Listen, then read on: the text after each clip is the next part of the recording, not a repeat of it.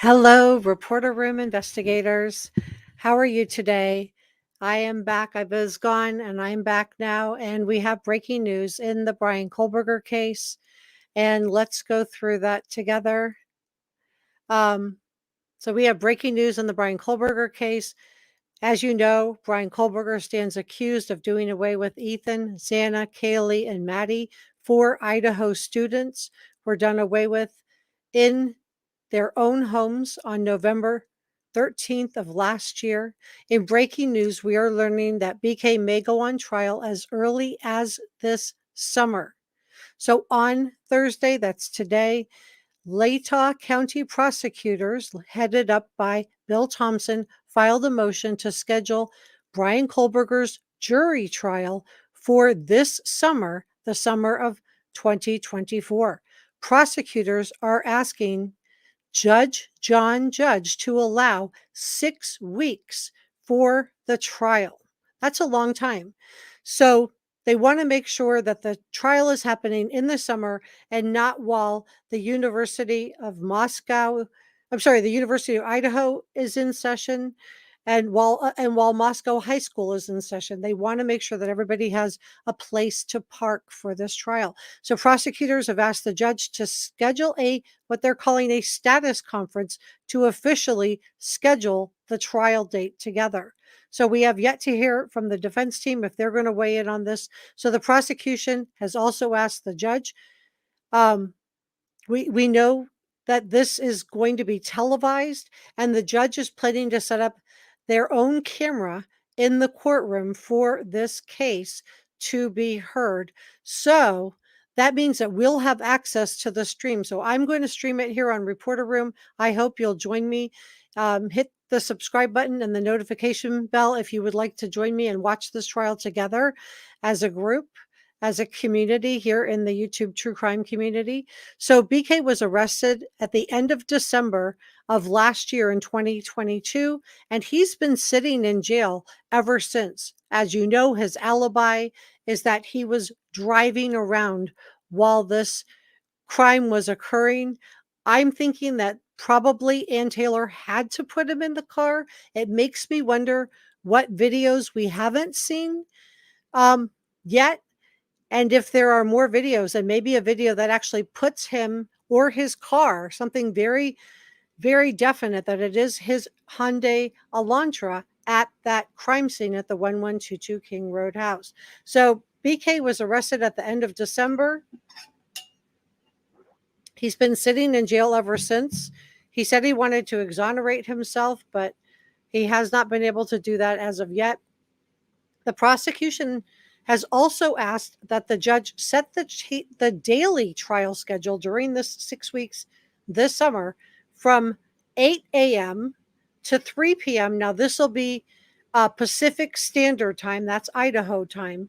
So the prosecution is requesting 6 weeks for the case to go on trial. They feel like, quote, it's appropriate to afford jurors some amount of time to tend to their personal affairs. I agree. I think it gives jurors a little bit of time at the end of the day to maybe pick up kids from school or go to the bank, check in with their bosses. Now on Tuesday, Judge John Judge denied the defense team's motion on the grounds of improper jury instructions. They wanted the case thrown out, and the reason that they gave Judge John Judge to throw the case out was that they believed that the grand jury had been given improper instructions. Now, Judge John Judge denied this motion, so the indictment against Bryan Kohberger stands, and he went on to describe the defense team's motions as creative. I don't know. That's like, wow. If I were the defense team, I might be a little bit embarrassed about that. But, I guess they have to get creative at this point.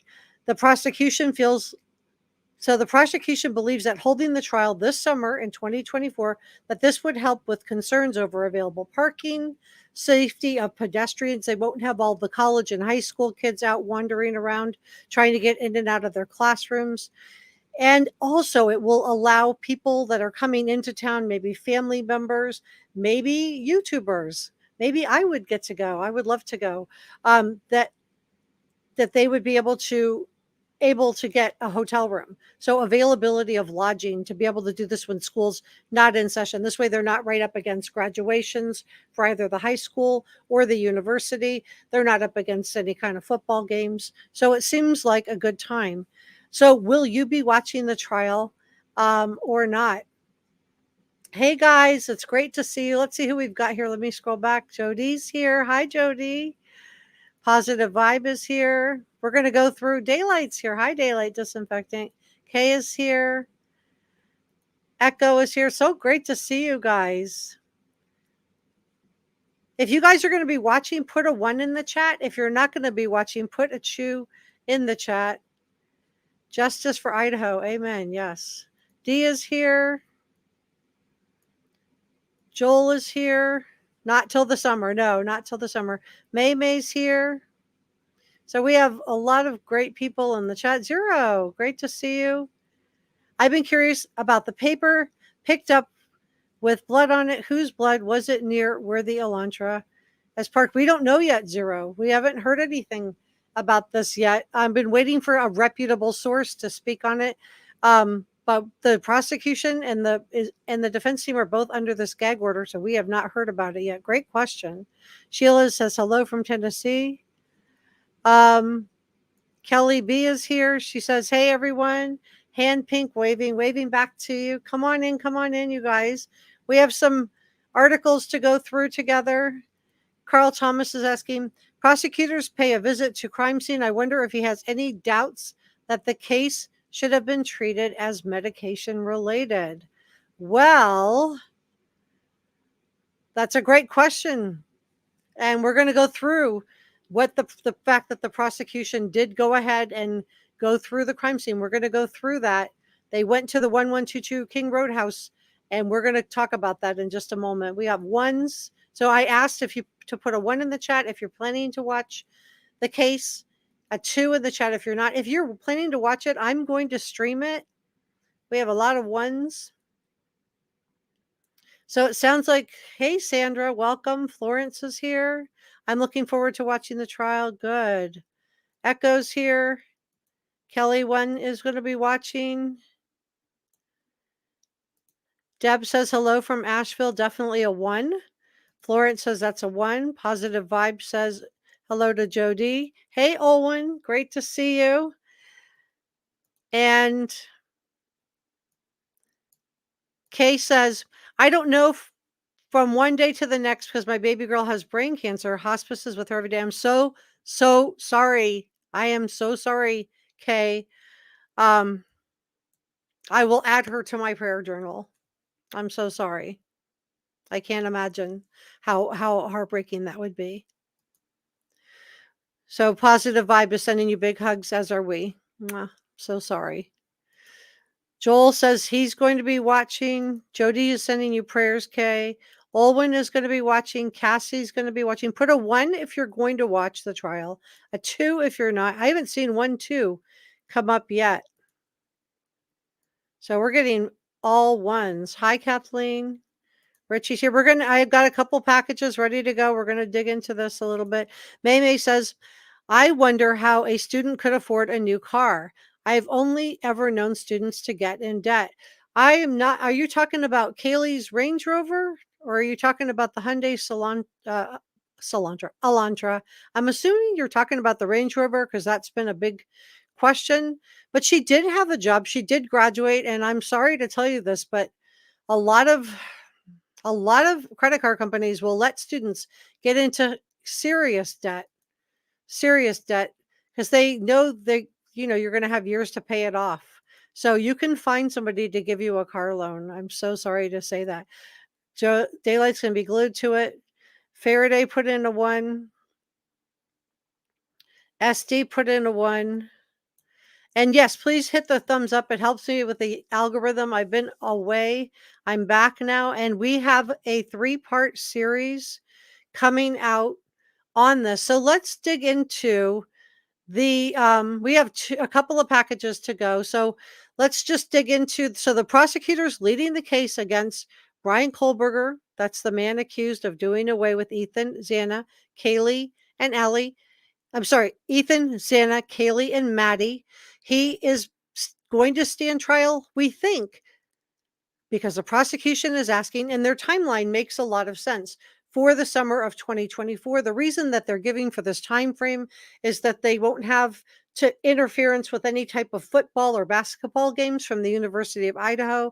Therefore, it makes it easier to park. Also, they don't have any graduations from any of the high school or the college. So again, easier to park. They think that they're going to need about 6 weeks for the trial, and so we're going to put it this summer. I would really like to go. I would like to be there.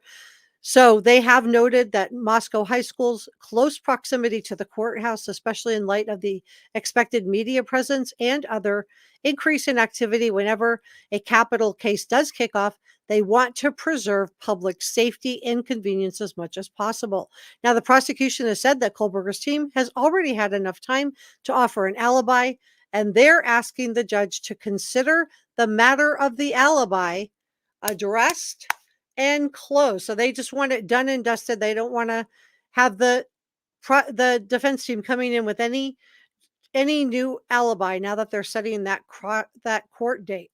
Prosecution also asked that deadlines be set for both parties, so the defense team and the prosecution team, to complete discovery, pre-trial motions, and, this is important, disclose who they're planning to call for expert witnesses, as well as for jury questionnaire proposals, jury instructions, and other things similar. So this hearing coming up is very, very important. As you know, this trial was originally set to begin on October 2nd, and it definitely was delayed. Now, Kohberger had waived his right to a speedy trial, so it was just kind of sitting on hold. We were all waiting. But in the filing today, the prosecution suggested that the judge now put a status conference onto the schedule, onto the judge's books, to schedule everything new. So we don't have the firm date yet because the judge still has to approve it. But we know that the University of Idaho's spring semester will end on May 10th of 2024, and Moscow high school classes end the first week of June. So I'm thinking the judge is going to schedule this maybe the second week in June, pending the judge's schedule. Now, prosecutors are alleging that Bryan Kohberger, he was a criminology PhD student at Washington State University, which is about 10 minutes away from Moscow, Idaho, where the 1122 King Road house is. They say that he drove there, circled the house three times, parked, and went in sometime after 4 a.m. On November the 13th. After a 6-week manhunt, they were able to use ancestry DNA. They matched it from DNA found on the knife sheath to the father of Bryan Kohberger. They zeroed in on him as a suspect. Also, the Pullman, Washington police on that campus for Washington State University, they also picked out his car as a Hyundai Elantra. They knew the Moscow PD was looking for it. He was arrested at his parents' home in Albrightsville, Pennsylvania on December 30th of 2022, and he was indicted in May on 4 counts of first-degree murder and 1 count of burglary. He declined to offer a plea. As you will recall, he chose to stand silent. So let's go through a little bit of the breaking news from today, and then I'm going to go through the other package that I have for you guys. So we know that they do want 6 weeks for the trial. He's been sitting in jail since December of 2022 when he was arrested at his parents' home in Albrightsville, Pennsylvania. He waived an extradition hearing. He agreed to be extradited. He said he was going to be exonerated, but he's been sitting in jail ever since December of 2022. Now, the prosecution wants the trial times, so they want 6 weeks this summer. And since Moscow High School is out after the first week of June, I'm thinking maybe they will set it for the second week of June. They want a daily trial schedule of 8 a.m. until 3 p.m. Now, that would be Pacific Standard Time because Idaho is located in that time zone in the United States. Now, the prosecution is requesting 6 weeks for their trial, and they feel like it's, quote, appropriate to afford jurors some amount of time to tend to their personal affairs. Now, on Tuesday, as I shared with you a moment ago, Judge John Judge denied the defense team's motion on the grounds the defense team wanted the trial, they wanted the indictment thrown out on the grounds that the grand jury had not received proper jury instructions.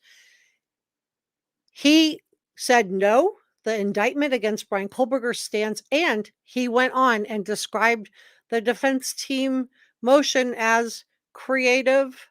I thought that was like a little bit of shade. Maybe he didn't appreciate the motion, or maybe it was just the nicest thing he could think of to say about the motion. The prosecution believes that holding the trial in the summer would help with concerns about lodging. They're going to have witnesses coming in from out of town.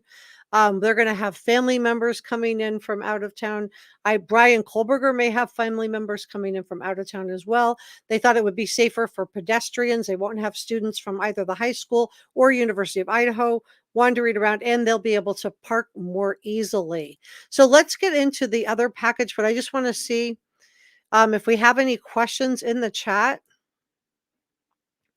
Zero says, I imagine his parents are wishing he could get a deal to plead guilty in exchange for life. Is there any possibility? Not that I've heard. I think at this point, probably the prosecution is going to have to get permission from family members, because I believe that the Gonzalez family, Steve Gonzalez, has been very vocal that he really does want capital punishment in this case. So I would think at this point, if the prosecution was going to offer any kind of a deal, they would have to get permission from family members, because a lot of the family members really are pro capital punishment. They've lost their children and they do want justice. And if it was your child, I'm sure you would feel the same way. Richie says, prayers for all suffering with these terrible illnesses. Yes, we have a family member in the chat of Reporter Room. Kay has a child on hospice, so we are keeping her in our prayers. CJ will be watching. Press Flood said he will walk against all the corruption going on when is what is done in the dark will come to light. Well, I don't know if anything was, I guess literally you could say it was done in the dark. And I don't know if he's going to walk or not because we haven't seen the evidence, but I guess we will find out. Let me grab this other article for you guys, though, because the prosecution was at the crime scene. Okay, so get this.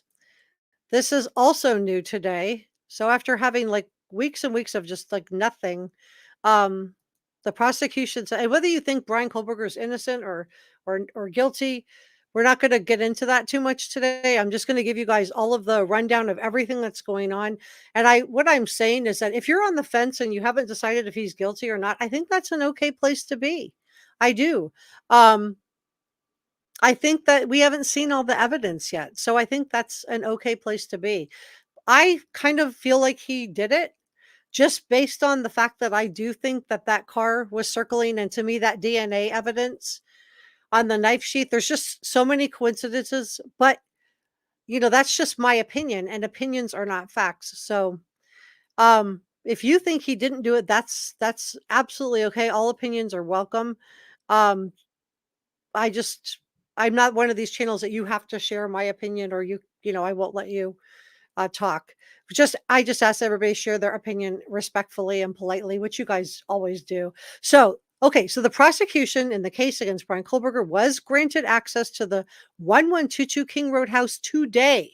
So today they filed this motion with Judge John Judge wanting to set the trial date for the summer.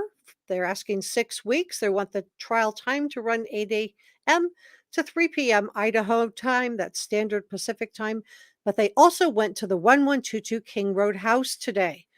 So we don't know why they were there. They didn't tell us what they were doing there. We know the house is scheduled to be torn down on December 28th, but we don't know why they were there. So I don't know.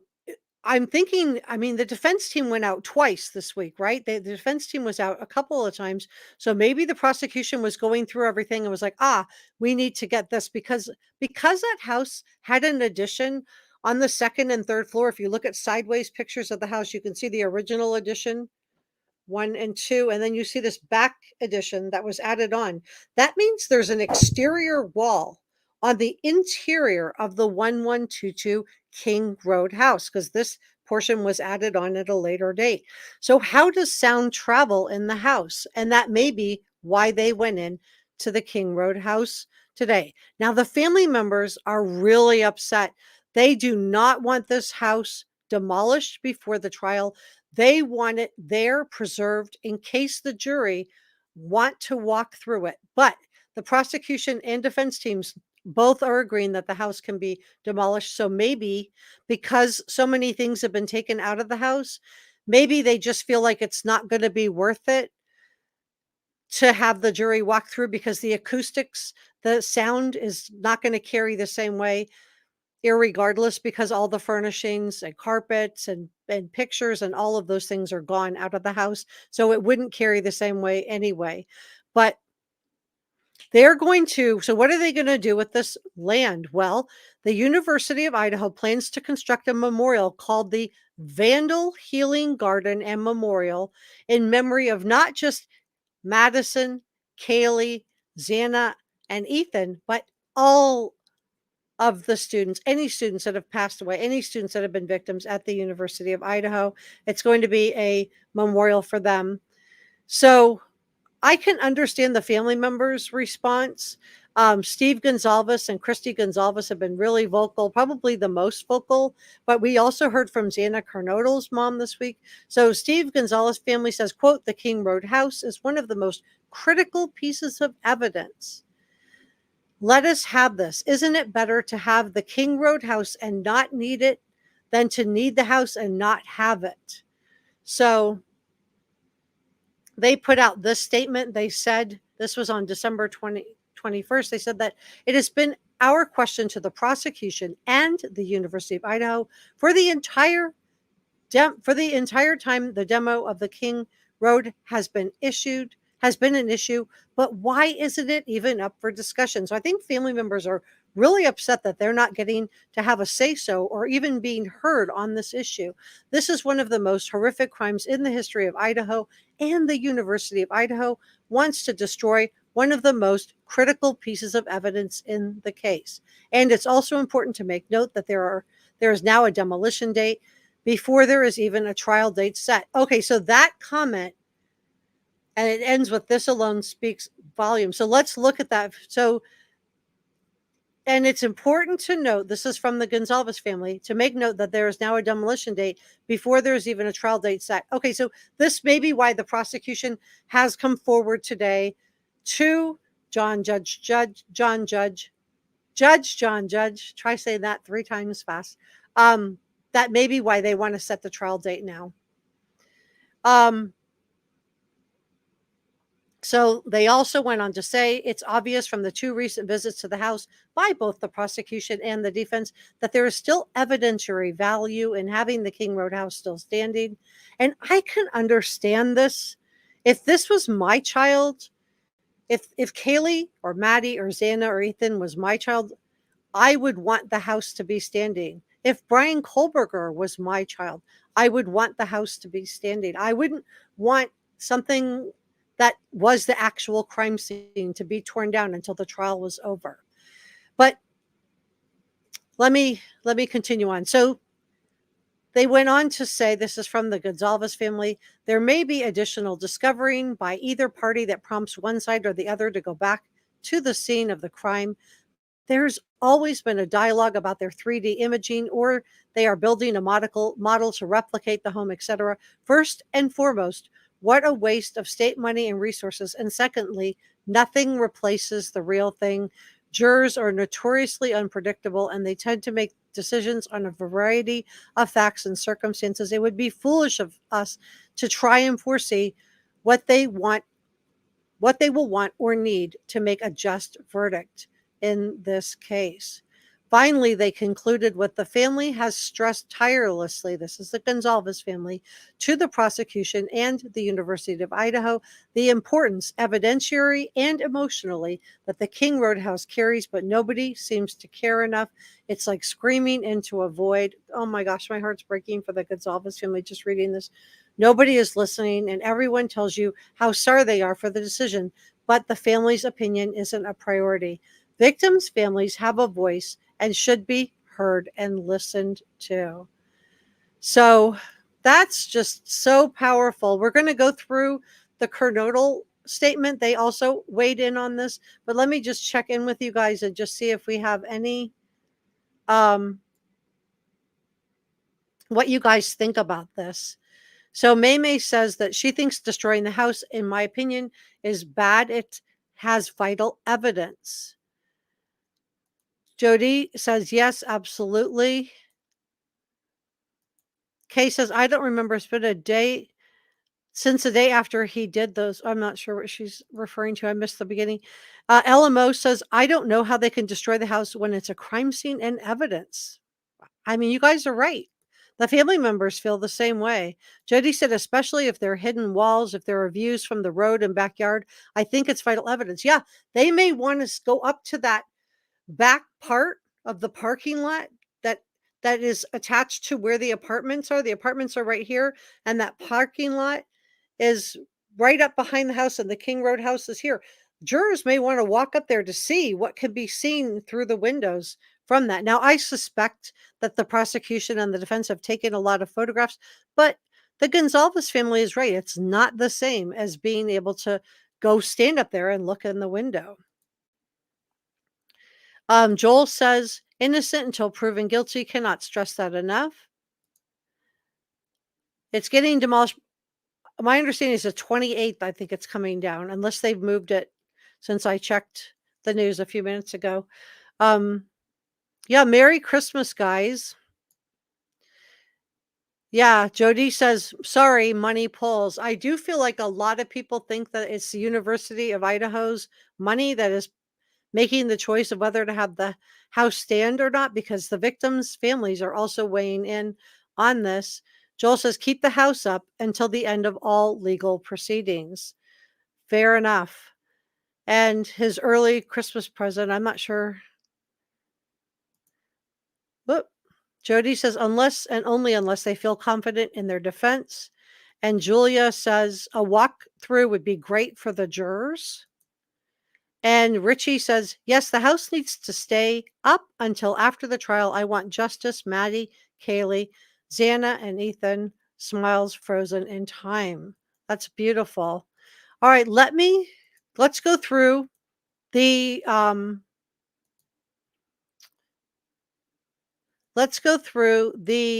Chapin statement. No, I'm sorry. This is not from the Chapins. This is from Jeff Kernodal. He is the father of Xana Kernodal. And this is the statement that was put out. So this is from Xana's dad. And as you know, he went in and changed the locks just prior to this happening, which makes me wonder if Xana thought somebody was in the house. But he and the Gonzalez family also, quote, as the family has stressed from the beginning of this investigation, the King Road house is one of the most critical pieces of evidence in this case. We are grateful that the University of Idaho listened to the family concerns and delayed the demolition of the home. Isn't this the whole point of not destroying the evidence? You may know if you need it later. You may not know if you need it later, or it may become more important once the jury hears evidence in a case. It is our understanding that the King Road residence will not be demolished until after the trial is concluded. Well, we know that's not the case now. On another note, it's important for families of victims to stay involved in the process and trust your gut when it comes to standing up for the victims of this case. Our voice has been loud and consistent and will stay that way for Kaylee, Xana, and all the victims until justice has been served. So now prosecutors are alleging that the lab results deemed to be a positive match to Bryan Kohberger, that was found on the knife sheath. It's an octillion, 1 in an octillion chance. So million is 1, billion is 2, octillion is 8. So that's almost more than there are people on the planet. And the knife sheath was found slightly underneath and to the side of Maddie Mogen. So Bryan Kohberger was a former PhD criminology student at the Washington State University. He was arrested at the end of December in 2022 at his parents' home in Albrightsville, Pennsylvania, and extradited to Idaho on January 4th of 2023. We've all seen the video of him in his jumpsuit. So due to the gag order imposed by the court, no information or comment was provided by the prosecution's office, investigators, or law enforcement. And I thought this had to be really hard for the roommates, because that's especially Dylan, because Dylan, in my opinion, I feel like she kind of got thrown under the bus a little bit, not intentionally, but how it all unfolded. She had the statement where her name was used. I think they used DM, but we all knew it was her. There was only one DM in the house, but it was attributed to the roommate that she is an eyewitness in the case, and the fact that she saw a man wearing a mask, dressed all in black, with bushy eyebrows, leaving through the second floor sliding glass doors. And she said she was in frozen shock phase. And right when the statement comes out, when maybe she could explain herself a little bit, because so much has been attributed to Dylan, right when she's about to come out and maybe have something to say for herself, to stand up for herself, this gag order is imposed. And she's just silenced because she's a witness, probably one of the most important witnesses for maybe both the prosecution and or the defense. But I'm quite sure she will be called as a witness. Let's see what else you guys have to say here. Good to see you back. Thank you, Mike. I'm happy to be back. Julia said the house was donated. So why the rush? Yeah, the house was donated to the Idaho College, the Idaho State University. So the only thing I can think of why they're in a hurry to get it down, this is just my opinion. I think because they don't want that reminder of what happened. Remember, Moscow, Idaho had not had a crime like this, any kind of murder, for around 8 years leading up to this. So this is a very low crime area. Um, so, the only thing I can think of is that they just don't want the house there because it's a reminder to everyone of what happened. But should that be more important than what the jury may or may not want to see in or around the house? I would want, if I were a jury, to walk up to that apartment and go up there and sit at car level and see what I could see into the window. I would want that. I would want to know how sound travels with that exterior wall between the first and second floor and the second and third floor. How does sound travel? I would want to know that as well. But that's just me. What would you guys like to know from the house? What information, if you were on the jury, do you feel like, what do you think jurors are going to want to know about the house? Let me know in the comment section below. So Julie LaRosa says the house was donated to Why the Rush. And Jody Jackson says the house doesn't represent anything good that we know of, but I just feel like a walkthrough is vital. I agree. I agree. Pierce Flood said they would like to look at Linda Lane 1224 to 1129 a.m. Is that what you would want to see as a juror, or are you asking me to look at that? I'm not really sure. I'm not sure. Justice for the Idaho 4. Let me know, Purist Flood. Florence White says, I think it would look less ominous if they took the boards off of the windows. Yeah, I think they took the boards off the windows to keep people from breaking in. Maybe going in there and having a party, something like that. Joel says, would any other house be torn down before a trial? Great. I agree.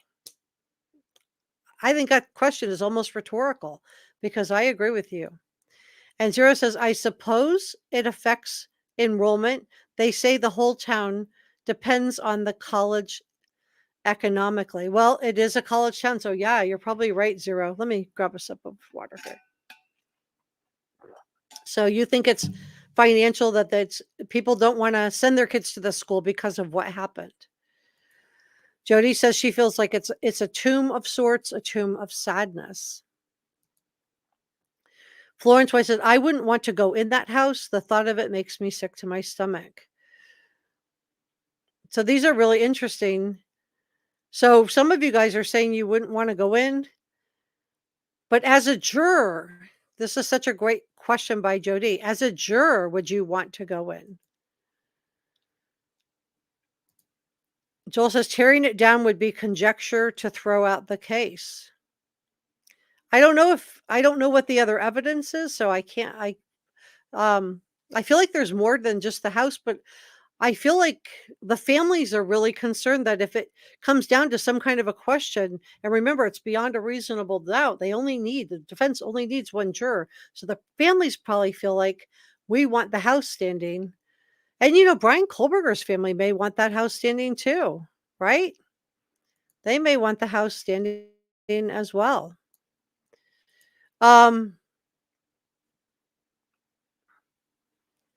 let's see where I am on the chat. Maybe destroying the house means destroying sad memories. I get that, but I stand on keeping it. I agree with you, Jody. Richie says, after everything is over, take the house away, cleanse the land, traumatic events cause a disruption. Please remove the evil that is there. It needs to go. And maybe the people that are living around the area also feel like that. Here we have what are they going to do with the space? Oh, I just shared that, Julie. If you back up the thing, I shared it. They're going to turn it into a memorial, not just for Ethan, Xana, Kaylee, and Maddie, but for all victims of crime or all victims, all student victims from the time that the University of Idaho began uh, moving forward. Great question.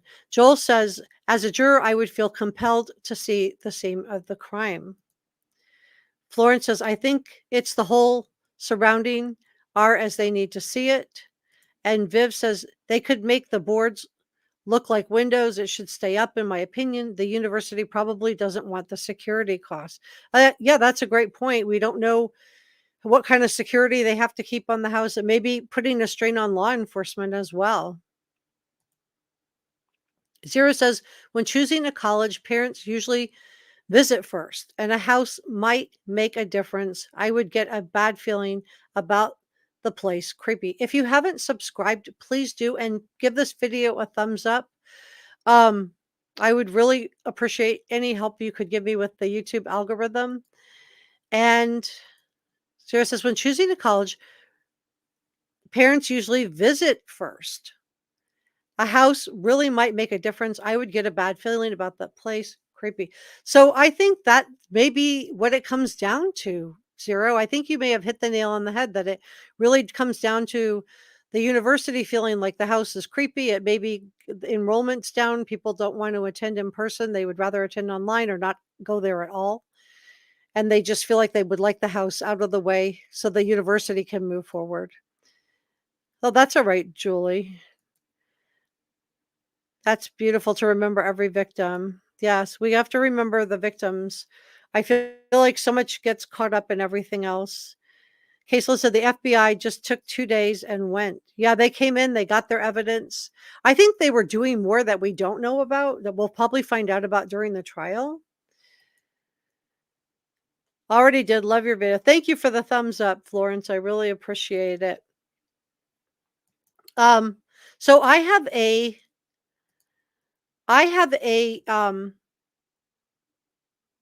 video series starting tomorrow. I'm going to upload the video. It's a different format, and we're going to be deep diving into the JonBenet Ramsey case because that happened on Christmas Day of 1996. We're going to be doing a series of videos on that, and of course, I will be following the Bryan Kohberger case. But you can look for that one coming up tomorrow. And it's great to be back Jody. I got to see Jody a lot in my Facebook group. If you're not in the Reporter Room Facebook group, it's a really nice group. And Justice for Jean Benet. Yeah, we're going to be doing a really important thing. I have a guest journalist named Roman that's going to come on and give commentary to the case. So it's a really interesting series. It's not something that I've done before, but we're going to start that tomorrow together. Um, so I'm super excited about that. Really, really proud about it. And let me just go ahead and grab this really quick for you guys.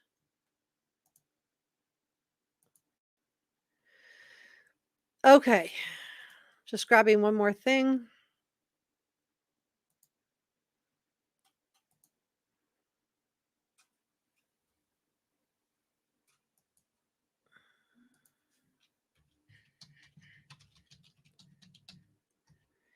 Okay.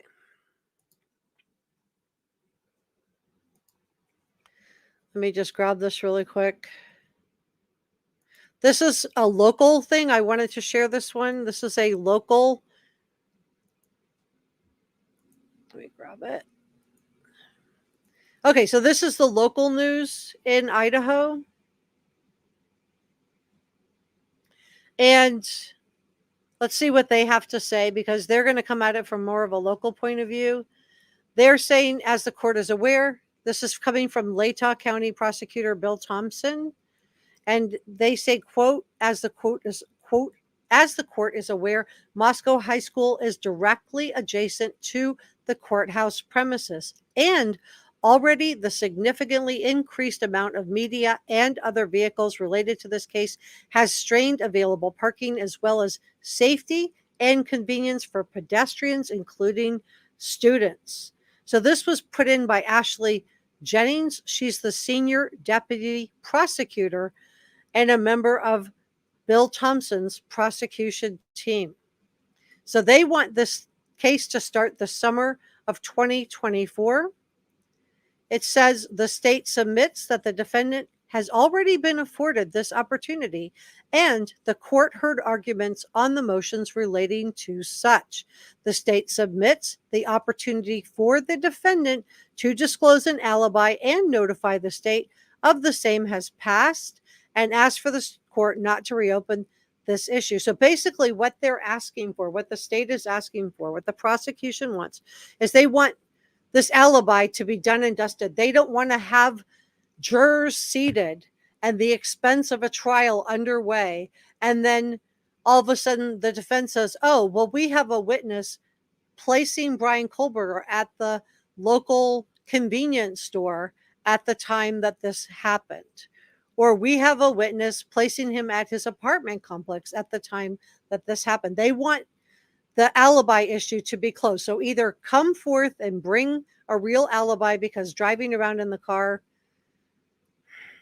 I don't think that's actually a great alibi. But my feeling, as I shared with you at the time, was that I feel like Ann Taylor, who is a very good defense attorney, I think she may have had no choice but to put him in the car driving around, because I'm wondering if we have not seen all of the videos. Clearly, we've just seen a tip of the iceberg.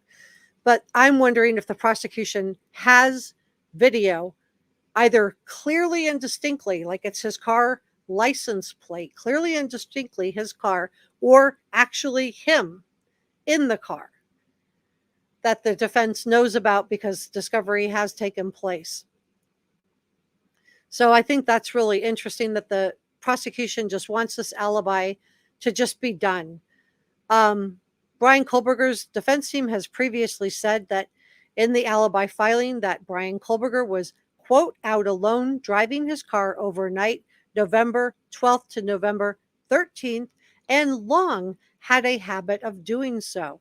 So my question is, okay, if he long had a habit of doing so, can the defense team pull other videos of him doing so, both before December 12th, December 13th, and also after? So did he continue to take long drives in the vicinity of the crime scene for the weeks after until he returned home. I would think that that would be a really important part of your defense strategy, would be to put him in that car leading up to December 12th and 13th, which we know that they can because he was pinging on cell phone towers at least 12 times near the 1122 King Road house. But also, just as important as a juror, I would want to know after. Did he keep going back to the house? Or once these murders were committed, did the driving around just stop? And if it did, that would be a big red flag to me. If it didn't, then it might be something that really helps the defense out. So he was originally scheduled to start in early October. In August, he waived his right to a speedy trial. It was the defense's team. It was their idea not to move forward in October. They said they weren't ready. They were still going through discovery. So they were the ones that made the decision to postpone the trials. And now prosecutors just want to move forward. And this is a capital punishment case. It's one of the first ones that we've had in Idaho. Let me see what you guys are saying in the chat. So Florence says, I think they have way more evidence than we know. I'm wondering. I think we are just seeing just a little tiny bit of the evidence. I think there's going to be more video or at least more screenshots of that car. Maybe the license plate of the car, maybe him driving that car. But my question is, and as a jury, do you think this would be important to you as a jury member to know that he was still driving around in the car because he had a habit of taking long drives for the weeks after November 12th and 13th when the crimes they were committed on December 13th around 4 a.m. But would you want to know that on December 14th, 15th, 16th, 17th, 18th, all the way until he went home to Albrightsville, Pennsylvania, that he was still taking drives? To me, I would want to know that. If you would like to know that as a juror member, if you think that would be important to you, put an A in the chat. If you don't think it's important, that you wouldn't care if he was taking long drives afterwards, put a B in the chat. I'm just really curious what you guys think. Let's let me scroll back. I've missed some of the comments. Okay, so thank you, Rusty. So Jody says, so you don't think it's important to keep, yes, it's me, Mike. Okay, hold on. We got chat talking to each other. I missed you too, Rusty. Thank you so much. It's so great to be back and great to see you guys. I missed you too. And we have 3 videos coming out in succession on the JonBenet Ramsey case, and I will be also putting out Bryan Kohberger case videos now that the case is moving forward again. Doris says that guy was watching them all, so what if all of them were the targets? I don't know. I think, in my opinion, it's going to be probably Maddie, maybe Kaylee were the target. Kaylee did tell her dad, and Steve Gonzalez came out early in the case, and she told her dad that she felt like she did have a stalker. So I don't know. It could also be that he focused it on Maddie and Xana. And I thought originally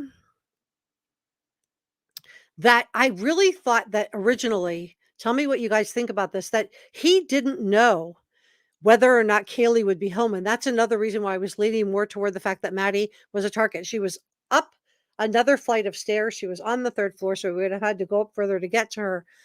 But my thought was always that he wouldn't have known Kaylee was in town because she was driving that Range Rover, right? She was driving that Range Rover, and that was a new car for her. However, after doing some further research, I found out that Kaylee posted on Instagram that now famous picture of all of the roommates and Ethan with Maddie sitting on Kaylee's shoulders and Ethan with his arm around Xana, and with the 2 roommates, Bethany and Dylan, that now famous photograph.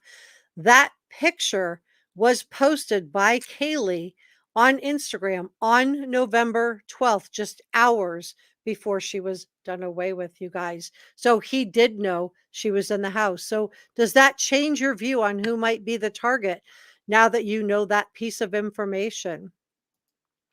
Jody says, oh, time's up for BK. Crime analysis says the house has zero evidentiary value, would not be worth going to. The third day and second day video from outside and inside will be of much more value. Thank you for sharing that. Yay, Mike says, Jody. Well, it's possible. I think that they know what they're doing. I trust the trial will be fine. I'm not worried, but I get why Steve would be. Yeah, I think the parents, both of the victims and Bryan Kohberger, have to have so much anxiety. There's so much writing on this case. If you were the parents of Kaylee, Maddie, Xana, and Ethan, you would just want justice. That would probably be all you want, is just justice. And I think it's going to be a great presentation. Florence says, I think they have way more evidence than we know. Zero says, a car with no front tag. Well, we don't know that yet because we haven't seen all the videos. I've seen some people say that the front tag doesn't matter. I've heard different things. The front tag does matter. There's lots of cars with both front tag and back tag, not just his car. So I think that would be maybe one more thing if it has a front tag and a back tag. But what would be better is if they have a image of either him in the car or an image of that front tag or back tag. Finally, I can't wait to clean out my camera roll. Yeah, how many other of you guys go around with pictures of this crime on your phone because you're posting on social media about it? I posted a picture of Ethan the other day, and one of my family members asked me if who that was in the family, and I had to explain it's a crime victim. Jody said we need to prepare ourselves emotionally. Yes, I think so. CJ Wagner says they need to leave the house standing until the trial is over. The university cannot wash the stain from their campus. I would think enrollment would go down if you remove the house safety first. Thank you for sharing that. Let's see. And crime analysis says the house needs to come down. No reason for it to stand. Town needs to move on. Mike says, yeah, the more I think about the whole picture, it's just sad. All of their final moments, and they had no idea. It's so scary. This can happen to anyone. I think that's one of the reasons, Mike, that this whole thing has grabbed all of our attention, right? These young people should have been safe. They were out in pairs. Ethan and Xana were out together. Kaylee and Maddie were out together. They were out in pairs. So they always say travel in pairs. It's safer. We have the hoodie guy, right? Jack John Showalter is who we believe the hoodie guy is. He walked Kaylee and Maddie down from the corner club bar down to the truck where they got their macaroni and cheese, to that food truck, and then they hopped into some kind of an Uber type of vehicle to go home. So he was waited till they were safe in their car before he left. So they should have been safe. They were sleeping together. Xana and Ethan were in one room, and Kaylee and Maddie, because Kaylee didn't have sheets for her bed, she was just coming in for town, she was sleeping in the room with Maddie. So the fact that they were all together, they should have been safe. And I think this is like one of the reasons that this case has just grabbed all of us. Truth Exposed says you agree. Kay said the mob had a video from the apartment beside of their home, and Bryan drove around the house 3 times before going in. Yeah, I saw that video too. Okay, that the car, and Gray Hughes put out an excellent video the other day. If you haven't seen it, you will want to see it. He runs the clock because a lot of people have felt like this crime could not have occurred in the time that was allotted. And he does a lot of 3D animations, and he runs the clock on it. And I'm not going to tell you what he shows, but it's definitely worth looking at. So, Jody, I've got an A. Truth Exposed says he took a drive and dumped his gear bag, though. Well, he did take that long roundabout way back home, right? And the next day he was also out for a drive near one of the forests. And when he was driving back with his dad, right, from Pullman, Washington till Brightsville, Pennsylvania, they took a 9-hour detour. Now, people asked Michael Kohberger, Bryan Kohberger's dad, why? And in one person, he said he did not know. And the other person, he said it was related to the weather. Now, I can see like driving an hour out of your way for weather. A 9-hour detour is a long way out of the way. And it makes me wonder if he was dropping stuff off along the way or if he was worried. If he was worried that he was being watched by law enforcement. And of course, he was pulled over twice with his dad in the car. At that point, he had to be wondering if law enforcement was watching him. And they were. And what I've heard about the reasons for those 2 traffic stops was they were trying to get body cam footage of his hands. There was a cut on one of his hands, in my opinion, on the photos that I enhanced and videos that I've done. You can look for yourself and see what you think, if you think it's a cut or not. But I think that they're going to have enhanced those even more than I was able to. And we're going to get more. I'm curious as to whose IDs were in the glove, in the box inside his house. Great question. Yeah, whose ID were inside a glove, inside a box, were IDs or ID belonging to at least one of the victims. I've heard so many people say that they can't connect the victims, and of course, I've shown you in multiple videos all the connections that he did have to the victims, including following some of the victims on Instagram. B, we had a B's. Oh, Marty said, great question about the timing of his long drives. Yes, I would like to know. So if you would like to know, if you're in the jury and you feel like it would be important to know that after the crimes were committed on December 12th, November 13th, after that day, we know he was driving around in the habit of taking long drives before this. But after the 13th, was he still in the habit of going on long drives or not? If you think this is something as a juror that you would like to have an answer to, put A in the chat. If you don't think it's important, put a B in the chat. Jody says, misunderstood, B. B. Tita says A. And you can put it in the comment section below if you're watching this afterward. So several cameras captured, and I think about the next morning, all day in light on camera. And we know that his phone pinged back at the house around 9 a.m. the following morning. So was he there just because he's still driving around? Was he there because he wanted to looky-loo and see if, law enforcement had been called out? He wanted to see the circus that he created? Or was he there because he was like, oh my gosh, I don't have the knife sheath, and trying to discern if he would be safe to go back in that house or not? And we still don't know about that van's shoe print, you guys. We have so much stuff we don't know yet. We have so much stuff to find out. This case has been very emotional. This is Viv. Can't even imagine how bad it is for the victim's family. And they're going through the holidays. The first holiday, I think they had to be somewhat numb, but I think after the numbness wears off, that's when the real grieving sets in. And for a lot of people, they've done studies and they've shown that the real grieving doesn't begin until about 3 months after. So this really has to be a hard time of year for the families of Ethan, Xana, Kaylee, and Maddie, and for Bryan Kohberger's family also. It's just so sad. Positive vibes. I like your name, Positive Vibes. It's hard to believe the jury won't have heard of this case and seen media coverage. I'm in Scotland and we know all about it. Well, you're right. I mean, I think that it's going to be hard to find jurors. They may have to bus in jurors from another town. That may be why they want this to happen in the summer. They may be thinking they may put the jurors up in the hotel for 6 weeks. I don't know what they're thinking.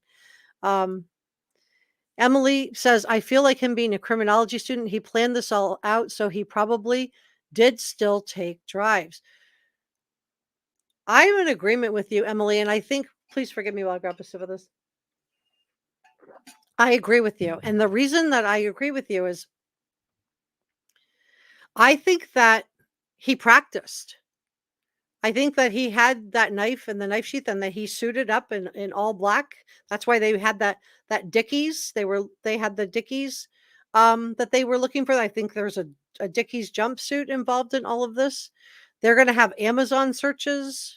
Did he search for that K-bar knife ahead of time? They were like looking for everything. Judy says A, she would like to know. Penny says his behavior after the deaths could have been out of the ordinary or erratic. All we've heard about, that's such a great point, Penny Royalty, is all we've heard about is that we've had his classmates say that he was much quieter after. So make of that what you will. Mike says it seems very impulsive, like he had to do it that night, knowing Kaylee was there. Yeah, she posted this around 8 p.m. And so maybe when he saw that post go up, if Kaylee was the target, he may have started putting the plan into action right then and there. If he stalked social media, he would know she was there. Exactly. And the family members, the Gonzalez family, have told us that he was following Kaylee and Maddie, and that with Maddie, he liked all of her photos, which is why a lot of people thought Maddie was the target. Tony Stevenson, nice to see you. Video of him driving around still doesn't say much to me. Those pings are not precise like GPS. Well, that's another thing. We don't know if there's a black box for this car, what it will show, if there was GPS on the car. There's so much we don't know, right, Tony? So I think for the jury, it's not going to come down to just cell phone pings. It's not going to come down to just video. It's not going to come down to just the fact that he was following the girls on Instagram and liking all of their things. I think it's going to be a circumstantial case, and I think it's going to be cumulative. The prosecution is going to say he was following the girls on Instagram. He was liking all of their photos. He was messaging them on Instagram. They weren't responding. He was upset because he was getting in trouble as a teaching assistant at Washington State University. Things were building. His car was pinging off cell phone data in the area. We have him on camera going to and coming from the crime scene. I think they're going to build the case, not maybe exactly like that, but something like that. His DNA, 1 in octillion chance of being on that knife sheath. And it's going to be not beyond any doubt. It doesn't have to be beyond any doubt, but it does have to be beyond a reasonable doubt. No tag info in the PCA. Nope. And I would think if they did have it, if they didn't have, they would have released it, which may be why Ann Taylor had to put him in the car. Something made her have to put him in the car for his alibi. So I don't know. This is just speculation. BK also used to go jogging during the night instead of driving. Interesting. Interesting. So if the prosecution has that, I haven't heard that before.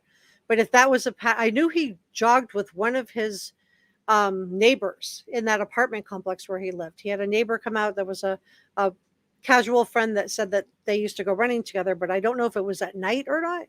But wish we streamed the court trial here in Scotland. Well, I'm going to stream it here on this channel. I'm going to get the link and I'm going to stream it. So you'll be able to watch. We can watch it together as a true crime community. If you would like to do that, we can live stream it and be chatting with each other in the top chat, just like we're doing now, and I'll stream it. Pennsylvania does not require a front tag.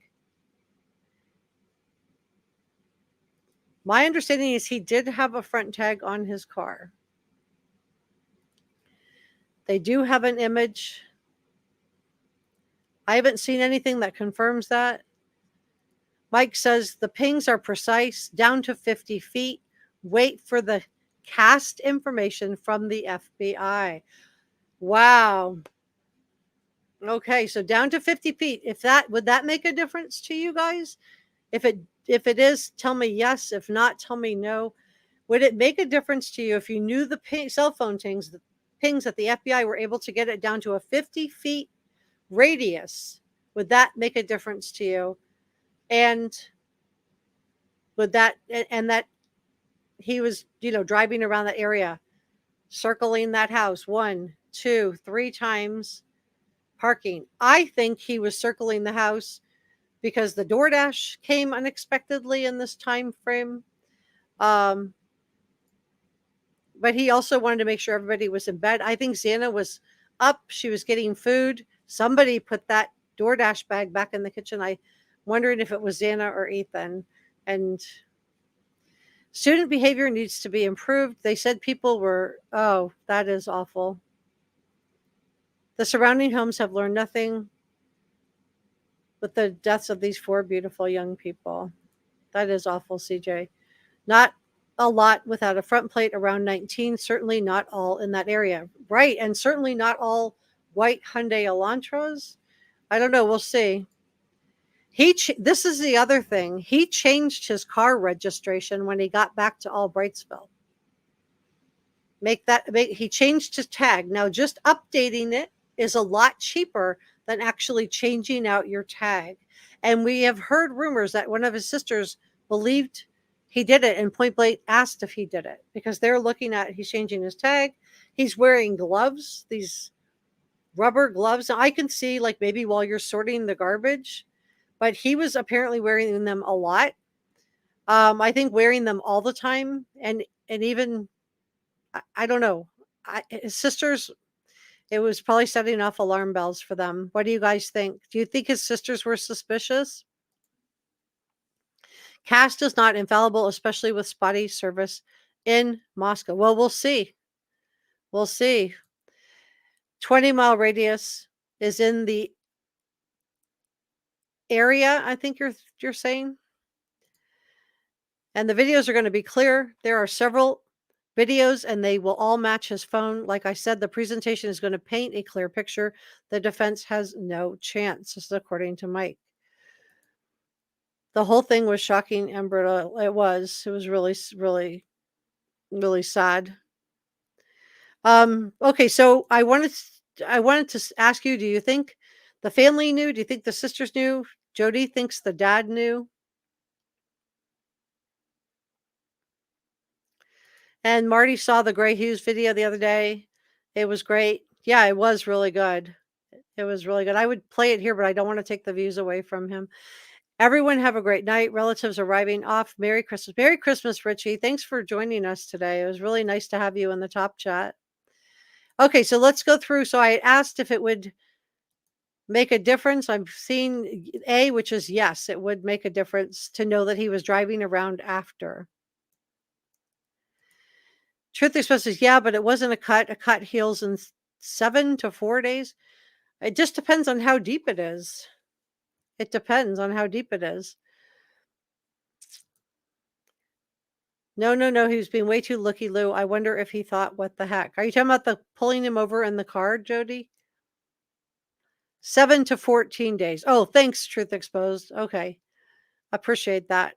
So Truth Exposed wasn't saying 4 to 7 days. It was saying 7 to 14 days. That makes more sense. Florence says, I think he wanted to know why it wasn't on the news yet. So he was wondering why he wasn't making the news.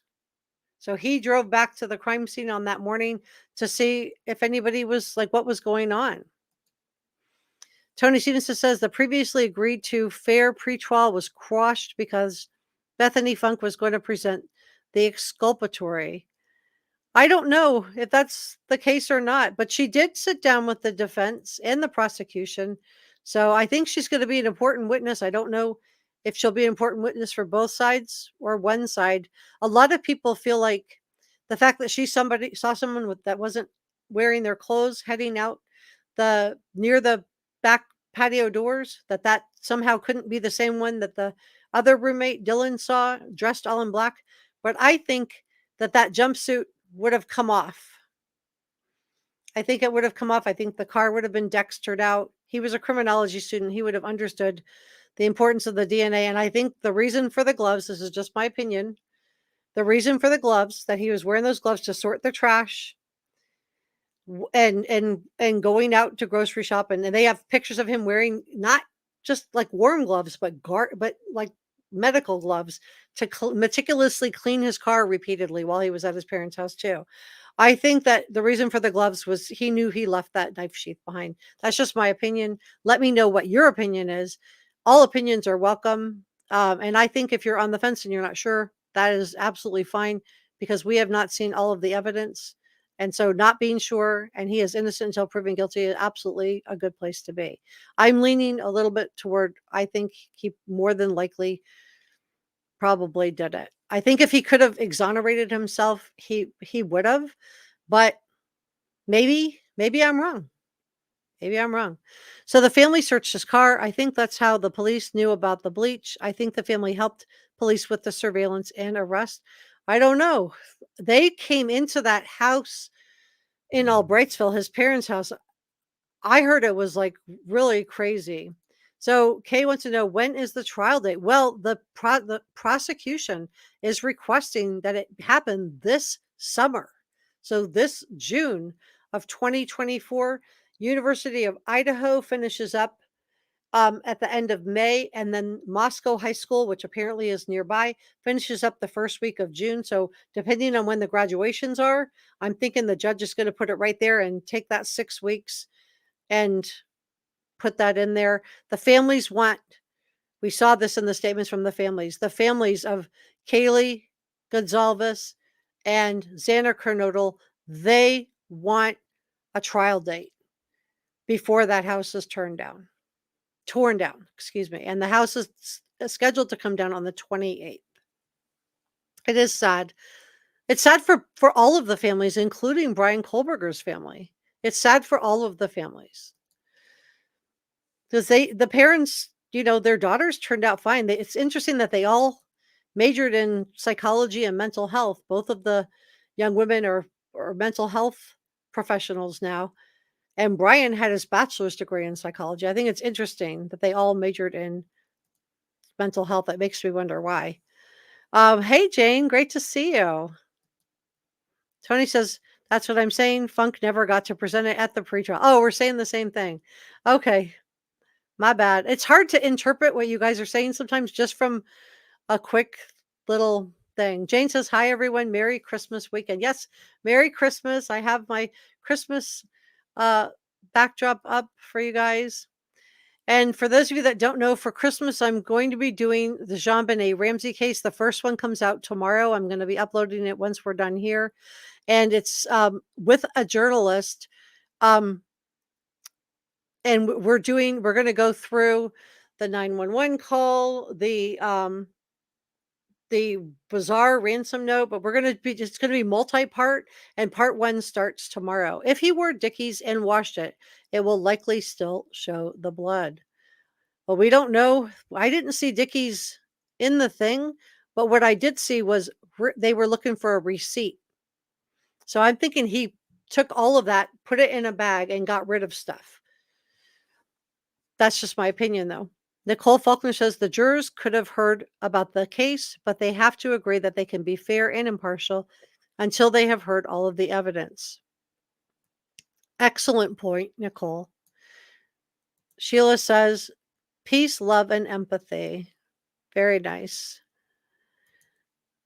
The car was not equipped with GPS. I did some research on this, and I found that some of them were and some of them weren't. So, I can't say for sure if it is or isn't, but if it is, it would sure be nice to know. It'd be nice to have. Tony Stevenson says, not muscular, but athletic, not tall, but above average in height. Yeah, and that does really fit Bryan Kohberger. And those eyebrows, I'm sorry, but they were bushy. They're all trimmed now, but they were kind of bushy. Truth Exposed said he had to do it that night to pay homage to Ted Bundy. Both Ted and BK have birthdays in November, 3 days apart. Oh, wow. Wow. The FSU address was 661. That's 6 plus 6 plus 1 equals 13, November 13th. Very interesting. I do think the November 13th date had some significance if it was what you're saying, Truth Exposed, or if it was that Kaylee had come home and he saw an opportunity. I do think that he was, like you say, Jane, that he was obsessed with those girls. If he's guilty, he's innocent until proven guilty. I do want to say that. I think they found the grand jury. They were able to find people There's no exculpatory. Beth only knows of a timeline. You're talking about Bethany only knows of a timeline of when everyone was home. State asked for detail. Ann Taylor didn't say what evidence she's describing. She's just trying to pick at the survivors. And I feel so bad for the survivors. Boy, I've heard so many people making from everything from the survivors invited other people to the house. That's not how the roommates, that's not what happened. For those of you that don't know, what happened was Ethan either had plans with his friend, we'll find out at the trial, or his friend was supposed to meet him. Ethan's friends came over because he wasn't answering his phone and they were looking for him and they knew he was with Xana. So they came over looking for Ethan that morning. That's how come there was this bizarre 911 call, because the roommates, when they went upstairs and saw what happened, I'm assuming it was Bethany or maybe Dylan came out of her room when she heard the friends in the house. Somebody passed out. Tony says he was obsessed with getting a PhD, not some party girls. Maybe. Maybe both. We don't know yet. We will find out. Jody says she thinks it's interesting.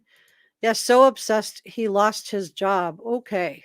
So he did, and I think that would have made him more angry. I think that would have just made him more angry, especially knowing that it was female students who were feeling like he was grading them differently than the male students. That was one of the complaints that was made against him. So if he was already kind of falling into the category of a involuntary celibate, most involuntary celibates are harmless. They don't bother anybody. But if he was falling into that category already, and he didn't like women, and he was enraged, you know, about losing his job, was that what, was it just a horrible catalyst of events that led up to what happened on November 13th? Let me know what you think in the comment section below. I wonder if the girls had DNA under their nails. Yeah, we haven't heard about that yet. We haven't heard about that yet. We know his DNA was found on the knife sheath. I'm sure he was wearing a Dickies jumpsuit. I would think he was be double gloved, probably had his head covered, mask on. I mean, he was trying not to leave DNA. Emily said, I'm so excited to hear why it took till noon for anyone to call 911. I'm sure there's a reason. I just want to know why. Yeah. And it's so unfortunate, Emily. I want to know why too. We all do. Unfortunately, because of this information coming out and the roommates' names and photographs coming out, and then the gag order was imposed, they have not been able to speak on this yet. So I would think that this trial, even though I'm sure they're scared of, because so much has been attributed to them in this vacuum that is the gag order, so much has been attributed to these roommates. I'm going to be glad that they're going to finally be able to step forward and share what happened to them. Because I do feel like, in my opinion, their biggest crime was that they survived this. I haven't heard anything else. He registered for a front plate 5 days after the crime. He changed out his plate. So he didn't just renew his tag, which you would want to do with your birthday. He changed out his license plate, which is a lot more expensive. So I would want to know why. He didn't know the girls. Well, we have multiple news sources that report that he was following the girls on Instagram. And the Gonzalez's said that he was messaging. They said that he liked all of Maddie's photos. And we've also heard that he was messaging the girls on Instagram. So that's coming out from multiple news sources. This is the Alex Murdaugh case. For those of you who aren't familiar, the pings were able to locate down to like 50 feet, very close. Yep. I think those phone pings, I think it'll be cumulative. It won't just be the phone pings by themselves. It won't just be the Hyundai Elantra caught on camera by itself. It'll be cumulative of multiple things.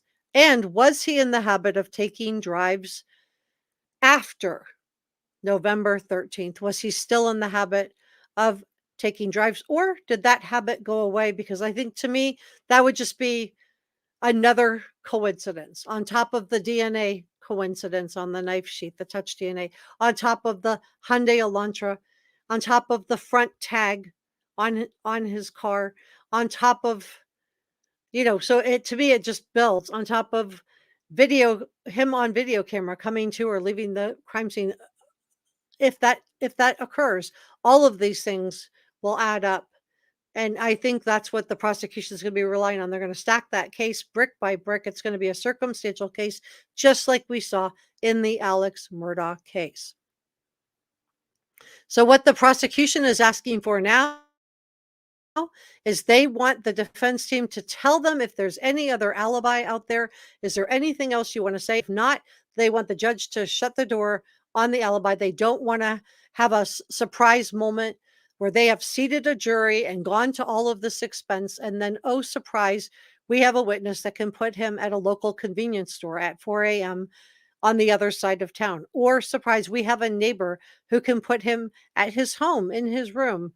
They were watching TV and playing video games together at the time that this occurred. Something like that. So they want this done and dusted, this alibi. Jenny says, from watching BK, I think he was probably acting suspicious to his family. Yeah, I was curious if you guys thought his sisters and parents suspected him between the gloves and the fact that the car was the same and the fact that he was meticulously cleaning it. Law enforcement has him under surveillance and they saw him cleaning his car meticulously, wearing those gloves. I can see like gloves for warmth. And for kitchen, maybe you have household cleaning gloves, but the medical grade gloves, I don't know, all the time, that many times over a couple of days. Again, it's just another stack, another brick in that case. I speculate the sister or sisters called the tip informants. Oh, wow. I haven't heard that before. Interesting. Yes, the ping's within 50 feet from CJ. Well, we're going to find out this summer, I think, you guys. Marty says he changed his license plate from Pennsylvania to an Idaho license plate about 2 weeks after the 13th.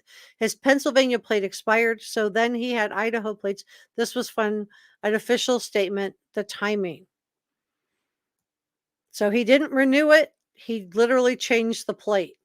Again, it could just be it's circumstantial, but that's what the prosecution is going to be doing. They're going to be building it brick by brick, and the defense is going to be trying to tear it down brick by brick.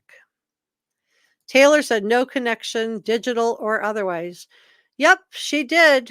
But I've also, and I think she's a great attorney and she might be telling the truth, but we have multiple reputable sources that said that there is a connection. So, I mean, I hear defense attorneys all the time say their client didn't do it. Mark Garagos told us he was going to prove that Scott Peterson didn't do it in the Lacey Peterson trial. He was going to prove it. He had eyewitnesses that put Lacey alive after Scott left the house, and he never put them on. So defense attorneys, prosecution attorneys, they can say whatever they're going to say. But I still, I think we should wait for the evidence. Yeah, the PCA is not the tell-all. This is coming from a former detective. There's a ton of evidence which will be epic. All of the opening statements will be awesome and laid out. Yep, I think there's going to be more. I think we're seeing this little tip of the iceberg, and I think we're going to see the whole iceberg.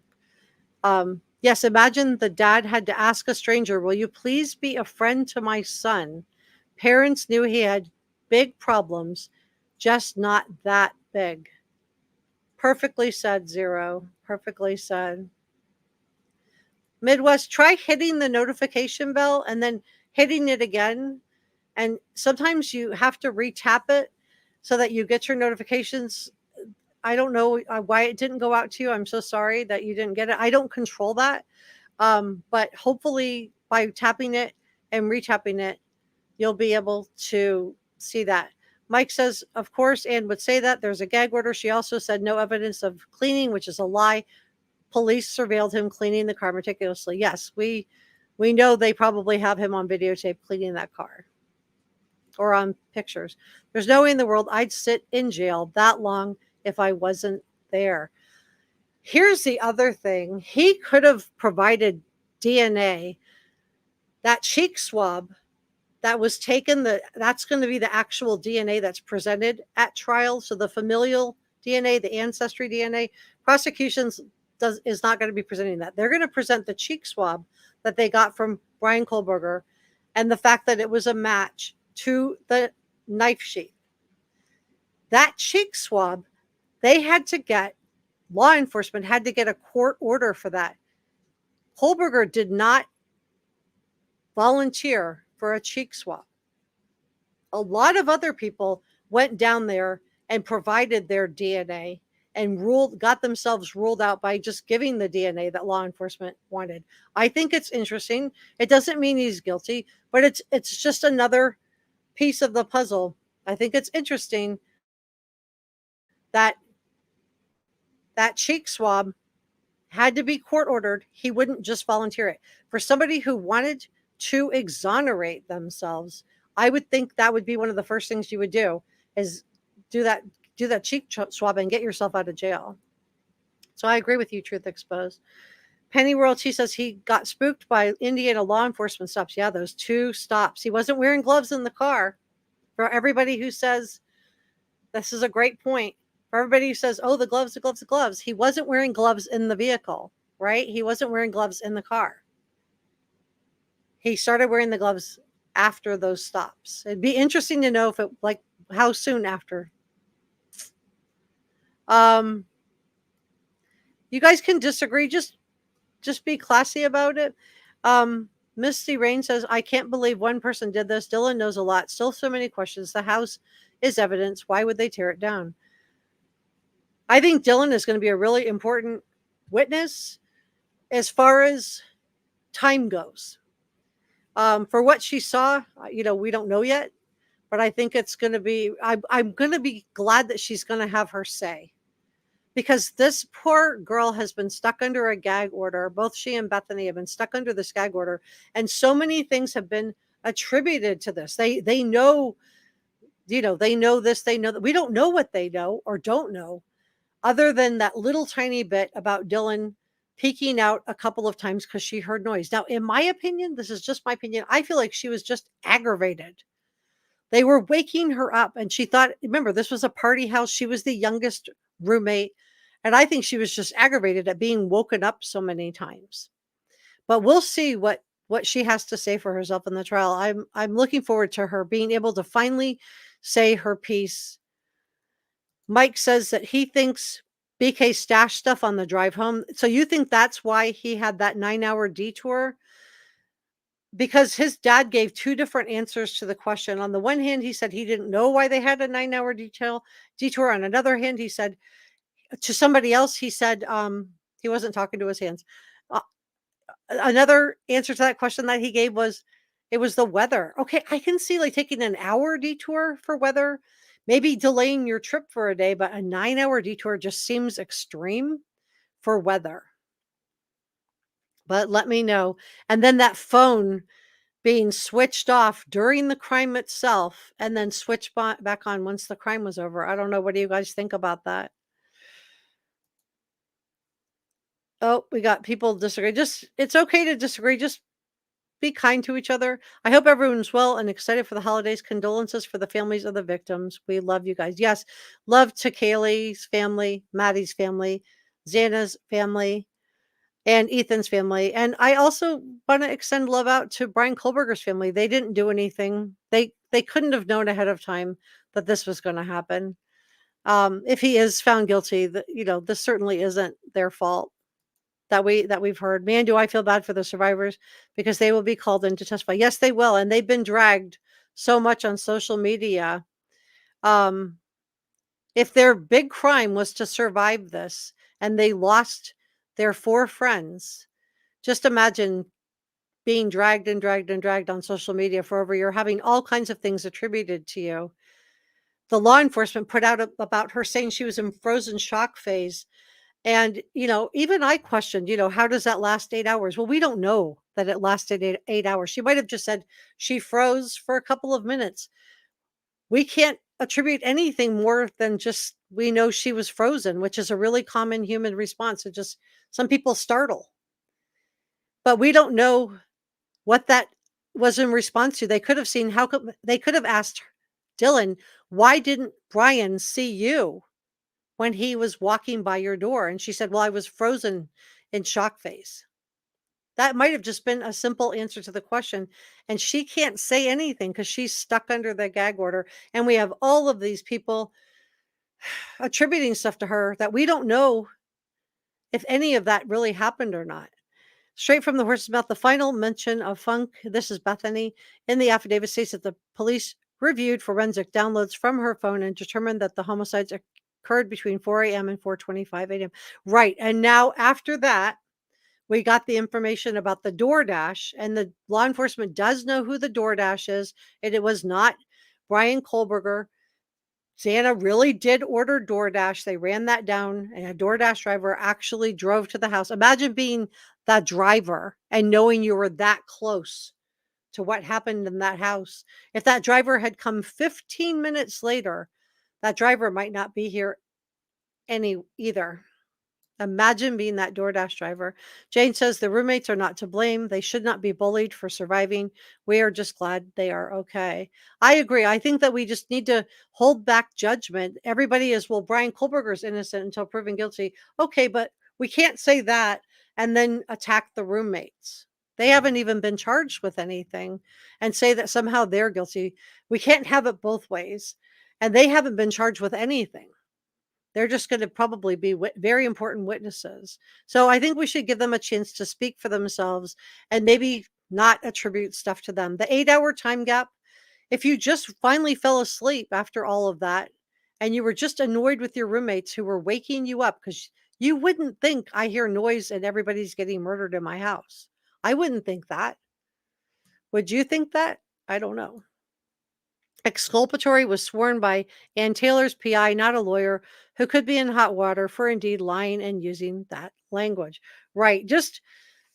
I would just take that with we can take that with but my understanding, yeah, I would like to see the exculpatory evidence. Bryan told everybody he was going to be exonerated through his lawyer, his original lawyer, before he got moved from Albrightsville over to Idaho. Jane says, love and support to Bethany and Dylan. We love you girls. And Jody says, absolutely. No, absolutely. The roommates should not be bullied, but they have information no one has. So therefore, I agree. They have to testify. They do have to testify. I think that we need to hear from them. And I would think that no matter what they say, there's going to be some people that are not going to be convinced no matter what you say, but there'll be some people that are going to listen. Judge already shut Ann down on her wording. Well, this has been a really great live stream, you guys. I've enjoyed it so much. I just want to thank our executive producer, Jan Brooks, our producers, Diane, Sasha, Angel, and our awesome channel members. If you haven't subscribed to Reporter Room, please do. And be on the lookout for the JonBenet Ramsey series. And I will be doing more Bryan Kohberger videos. I will be streaming the court hearing on the channel every single day. If you would like to be part of the community, hit the notification bell so you don't miss a new video or a new upload. And on that note, I look forward to seeing you guys next time. Thanks for watching. Happy holidays. And I will see you tomorrow with the JonBenet Ramsey. We're going to do a premiere, so join me for that.